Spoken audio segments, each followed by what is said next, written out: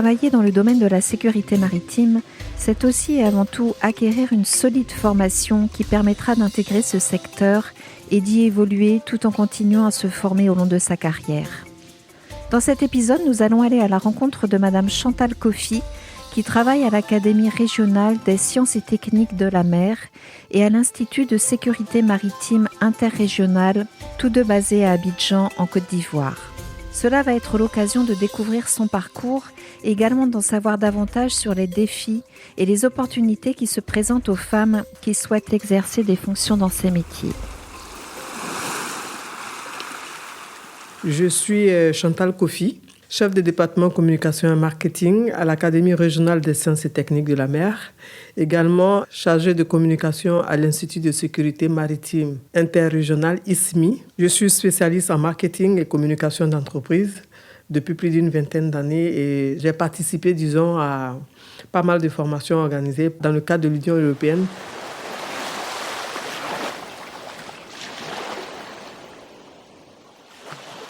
Ce secteur d'activité très particulier, je suis tombée dedans par hasard.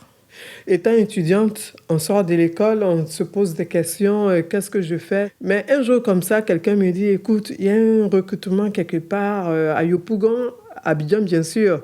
Et j'arrive, puis je me dis, attends, il y a une école comme ça à Abidjan. Et puis, la plupart du temps, on se dit, écoute, on va en Europe ou bien on va ailleurs pour faire la formation. Et je ne savais pas.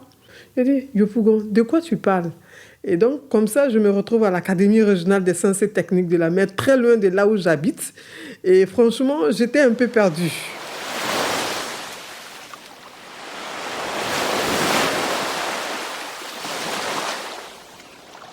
Et je me retrouve dans un environnement où ce n'était que des hommes et j'étais encore très jeune. Et donc, qu'est-ce que je fais? Je prends mon courage à deux mains. Je continue mes cours en soir pour ne pas me retrouver avec toujours au bas niveau. Donc, je commence à me retrouver dans un environnement où on parle maritime, où on parle formation. Je dis, écoute, ça c'est intéressant. Du coup, je continue. Et on a eu pas mal de rencontres, pas mal de projets à gérer. Et on se retrouve après dans certains projets comme le projet CrimGo au départ. Quand ça a commencé, le patron m'a dit, mais attends, c'est quoi ce projet CrimGo? On dit, on fait avec. Après, ça s'est transformé, muté en Gogin. Et puis, ça en a suivi d'autres formations et ça ne s'est pas arrêté jusqu'à aujourd'hui. Et il faut dire que franchement, c'est passionnant. Et aujourd'hui, je peux dire qu'avec le secteur maritime, je n'ai pas eu mal de rencontres. Et franchement, si je dois encourager quelqu'un, je le ferai.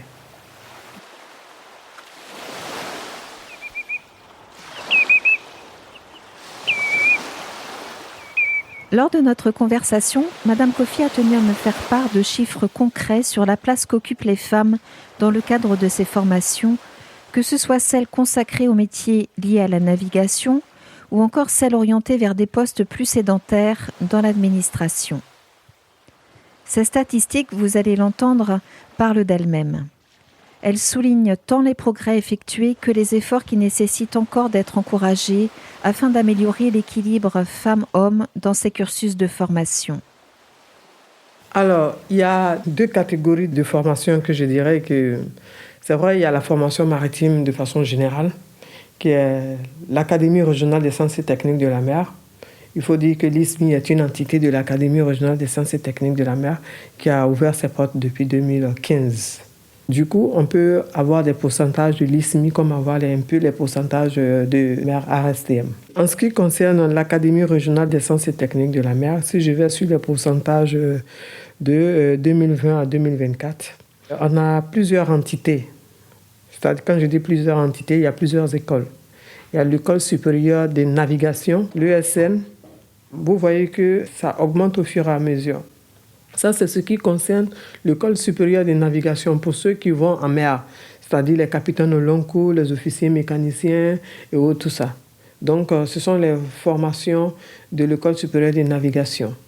Dans cette école, on rentre avec le bac scientifique pour plusieurs options, mécanique navale ou capitaine au long cours, comme j'ai dit.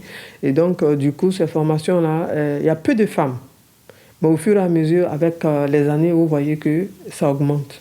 Parce qu'à ce niveau, on a commencé à faire des sensibilisations dans les écoles. On se disait, ce sont des filières d'hommes. La mécanique n'est pas seulement que des filières d'hommes aujourd'hui. Les femmes qui sont sorties de l'académie, qui sont commandants aujourd'hui au niveau de certains ports, à Abidjan, il y en a beaucoup. Donc, du coup, on essaie de sensibiliser les femmes à embrasser de plus en plus ce métier-là qu'on considérait avant comme des métiers d'hommes.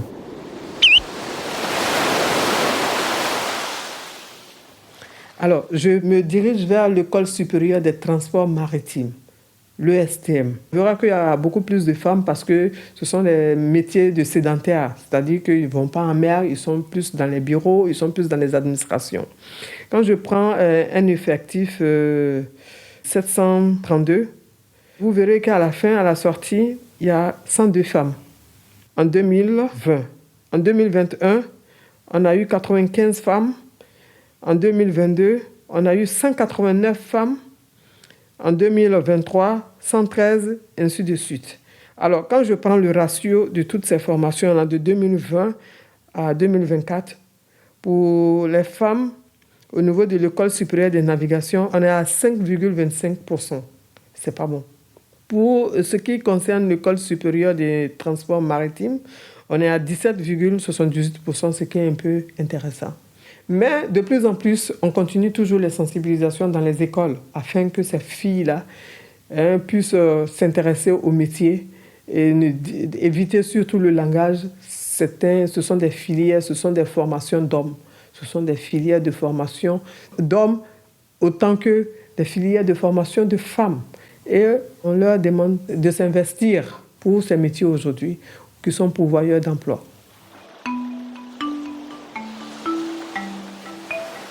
Madame Kofi a également souhaité insister sur les obstacles que peuvent rencontrer certaines jeunes femmes, notamment d'ordre financier, pour intégrer les formations de l'ARSTEM et de l'ISMI, et a tenu à faire part de certaines options que ces femmes peuvent envisager afin de surmonter ces difficultés qui sont réelles.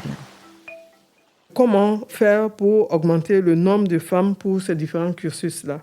Aujourd'hui, il y a des financements, donc ça sera de leur proposer ces financements-là ou de s'intéresser à ces financements-là, comme le fait ENMA, par exemple, qui sponsorise aujourd'hui la formation d'une jeune femme pour le désamour. En effet, le projet ENMAR a signé une convention avec la RSTM-ISMI afin de financer une bourse d'études pour le Master 2 en droit et sécurité des affaires maritimes et océaniques, dispensé par l'Université de Nantes en France. Ainsi, après une sélection rigoureuse de candidatures de professionnels exerçant déjà dans le secteur, Myriam Niaoré, juriste au port autonome d'Abidjan, a été choisie et a depuis brillamment décroché son diplôme. Et à côté de ça, il y a les entreprises qui payent les formations des travailleurs. Et nos sœurs peuvent être intéressées à ces formations-là et demander que l'entreprise prenne en charge ces formations, pourquoi pas, puisqu'il y a un budget, ils font des cotisations par rapport à ces formations-là. Et puis, il y a la partie également, ceux qui viennent de l'université, c'est-à-dire les jeunes femmes qui viennent de l'université. Aujourd'hui, au niveau de l'université de San Pedro, on a vu qu'il y a des filières maritimes. Même au niveau de l'université d'Abidjan, on a des filières de droit où on peut encourager les jeunes filles en faisant des sensibilisations à venir s'intéresser à ces métiers-là, aujourd'hui, qui sont pourvoyeurs d'emplois.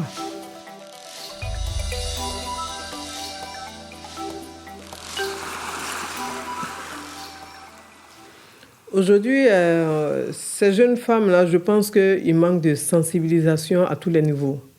Quand je dis à tous les niveaux, peut-être que ces jeunes femmes ne s'intéressent pas à ces métiers-là parce qu'elles ne sont pas assez sensibilisées. Elles ne savent pas, l'ignorance. Elles ne savent pas que peut-être, étant mères, elles peuvent même embrasser ces métiers-là. Ça ne doit pas être un handicap. Ça ne doit pas du tout être un handicap pour ces formations aujourd'hui. Parce que ce qu'on sait, c'est qu'au niveau de l'académie, il y a des femmes qui sont passées par là et qui assurent réellement leur foyer et qui arrivent à travailler normalement dans le domaine. Et la preuve, c'est qu'on a des exemples aujourd'hui bien connus sur le marché qui font la fierté de l'académie, je dirais. Quand je dis de l'académie, il va sans dire que c'est de l'ISMI également parce qu'elles sont passées par là, elles sont passées par l'académie, elles sont passées par l'ISMI et elles sont vraiment bien intégrées dans le milieu.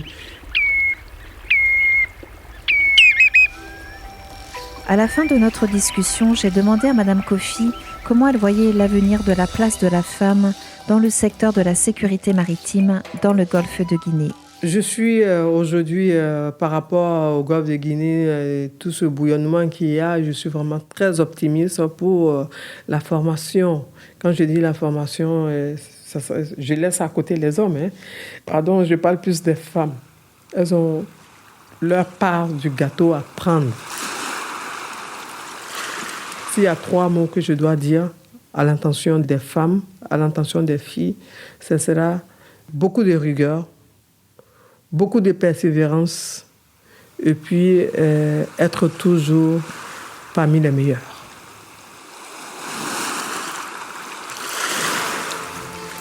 La Voix d'Enmar est un podcast financé par l'Union européenne et réalisé par le projet Enmar.